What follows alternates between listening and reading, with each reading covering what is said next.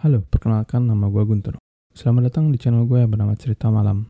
Di channel ini gue bakal bahas seputar kasus-kasus kriminal yang terjadi di seluruh dunia.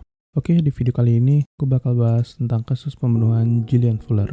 Berikut kronologinya. Pada tanggal 3 Maret 1993, wanita bernama Gillian Fuller berumur 28 tahun menghabiskan waktu malamnya dengan membaca buku di pub di lantai atas Fraser Arms Hotel yang terletak di 1450 Southwest Marine Drive di Vancouver, Provinsi British Columbia di Kanada.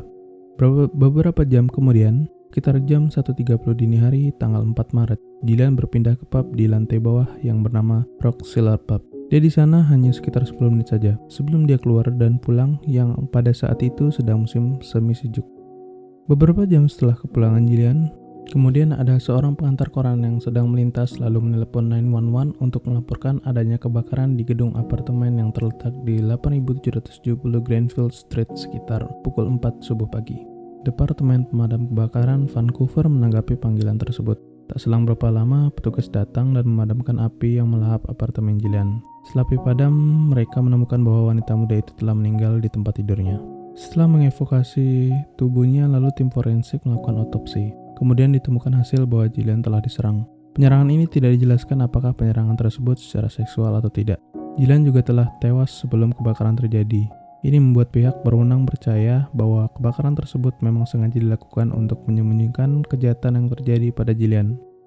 Meskipun telah dilakukan investigasi yang berlangsung selama beberapa dekade dan telah dilakukan pencarian informasi serta melakukan wawancara secara menyeluruh, sayangnya kasus Gillian ini masih belum terpecahkan sampai sekarang. Masuk ke dalam teori kasus ini. Menurut kepolisian hanya ada satu teori, yaitu bahwa Gillian telah dibunuh oleh seseorang yang ia kenal. Tidak adanya tanda-tanda masuk paksa di apartemennya yang mengindikasikan kepada polisi bahwa Gillian dengan rela membukakan pintunya untuk sang pembunuh. Pada bagian atas kunci pintu yang ada di bukti foto digunakan pada saat itu, untuk bagian bawah memang sudah rusak dan tidak digunakan lagi. Bukti ini membuat pertanyaan, seberapa kenal Gillian dengan sang pembunuh? Apakah pembunuhnya orang yang sangat dekat dengan Gillian, seperti teman atau temannya, atau mungkin seorang yang baru saja dia temui? Kepada siapa Gillian membukakan pintunya saat dini hari? Teori pertama, Gillian dibunuh oleh teman atau mantan dari masa lalunya.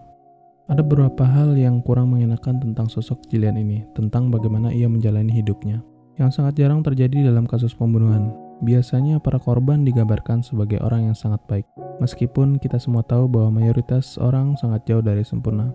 Di satu sisi, Gillian digambarkan sebagai atletis, cerdas, dan ramah. Pada suatu waktu, dia pernah menduduki peringkat teratas sebagai speed skater di Kanada dan merupakan pelari kompetitif. Dia juga dianggap sebagai pianis ahli dan sangat mahir berbahasa Perancis. Gillian dikatakan suka menikmati waktu bersama keluarga dan teman-temannya. Di sisi lain, dikatakan bahwa Gillian adalah seorang penyendiri yang hidup dengan bantuan pemerintah. Sebelum Gillian pernah menjalani perawatan karena ia adalah seorang peminum berat dan sering menghabiskan waktu dengan karakter yang mencurigakan di Fraser Arms Hotel. Kebenaran tentang sosok Gillian ini sangat rumit, seperti kebanyakan dari kita berada di antara keduanya. Namun ayahnya sendiri, George Fuller, mengatakan pada media bahwa dia pernah diserang sampai 2 kali dalam beberapa bulan terakhir oleh teman minumnya dan juga telah bertunangan dengan seorang pria yang mempunyai catatan kriminal yang panjang.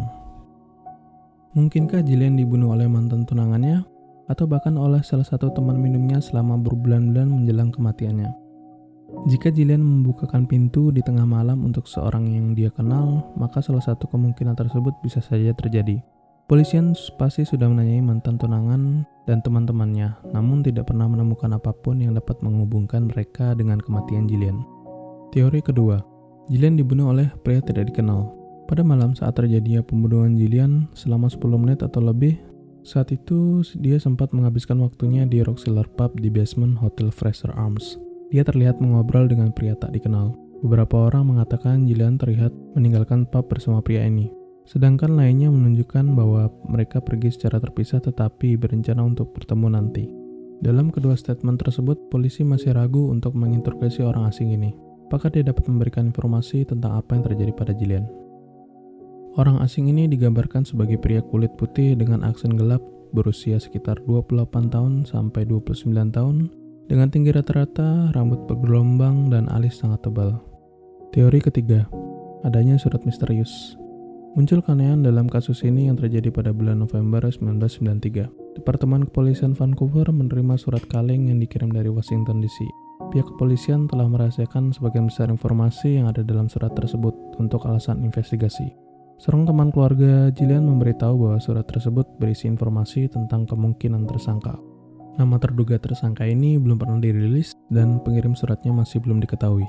Mengingat banyaknya kasus dingin yang baru-baru ini bisa diselesaikan dengan menggunakan bukti DNA, dengan ini berharap polisi memiliki bukti forensik dalam kasus ini yang bisa mereka ungkapkan. Surat dan amplopnya bisa saja memiliki DNA di bagian cap dan tutup surat, perlu diuji dan mencocokkan dengan DNA seseorang yang sudah ada di dalam sistem. Jika keterangan rahasia ini sah, dengan ini bisa saja membawa pihak berwenang selangkah lebih dekat untuk mengidentifikasi siapa pembunuh Gillian.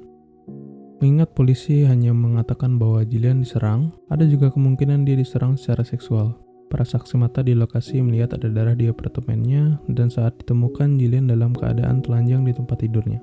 Jika dia diserang secara seksual, pembunuhnya bisa saja meninggalkan bukti sperma yang dapat dites DNA-nya. Perlu diingat, ini membutuhkan bahwa bukti yang dapat harus disimpan dengan benar, serta api tidak merusak bukti-bukti yang ada. Selain itu, jika sampel DNA memang didapatkan, sampel tersebut masih harus dicocokkan dengan seseorang yang sudah ada dalam sistem data DNA. Tak lama setelah peringatan 20 tahun kasus pembunuhan Gillian, saudara perempuannya Jane merilis pernyataan atas nama keluarga Fuller. Dana yang dihabiskan oleh keluarga kami untuk penyelidikan adik saya selama 12 tahun ini tidak terkira. Kasus ini membuat kesedihan yang panjang dan tidak bisa hilang bagi keluarga kami. Kehilangan dia telah membuat luka yang dalam selama kehidupan kami dan fakta tentang pembunuhnya tidak pernah tertangkap membuat luka kami tidak akan pernah sembuh. Kedua orang tua Gillian telah meninggal tanpa mengetahui siapa yang bertanggung jawab atas kematian putri mereka. Orang-orang terdekatnya yang masih hidup berhak mendapatkan jawaban dan keadilan. Departemen Kepolisian Vancouver mengemukakan pada masyarakat bahwa mereka membutuhkan siapa saja yang bisa memberikan informasi yang dapat menutup kasus Gillian ini. Kepolisian setempat bernama Brian Montage menjelaskan sangat jarang untuk seseorang melakukan kejahatan seperti ini dan menyimpannya sendiri. Mereka biasanya memberitahu kepada seseorang atau biasanya membuat semacam kesalahan dan meninggalkan beberapa informasi. Meninggalkan semacam jejak dan mungkin ada saksi di luar sana memiliki petunjuk yang akan memungkinkan kita untuk menyelesaikannya. Seorang di luar sana mungkin saja memiliki informasi yang akan membantu untuk penyelidikan kasus ini. Oke, sekian untuk video kasus kali ini. Menurut gue, kasus Gillian ini memiliki minim bukti tentang siapa pelaku dan motif pembunuhannya. Teori yang paling kuat adalah Gillian dibunuh oleh orang yang ia kenal, berdasarkan dengan bukti-bukti yang tersisa di apartemennya. Sayangnya, pelaku masih berkeliaran dan berhasil menutupi jejaknya saat membunuh Gillian. Terima kasih telah menonton video ini. Jangan lupa untuk like, komen, dan juga subscribe. Jika kalian punya kasus-kasus yang ingin gue bawakan, bisa langsung aja komen. And see you guys in the next video.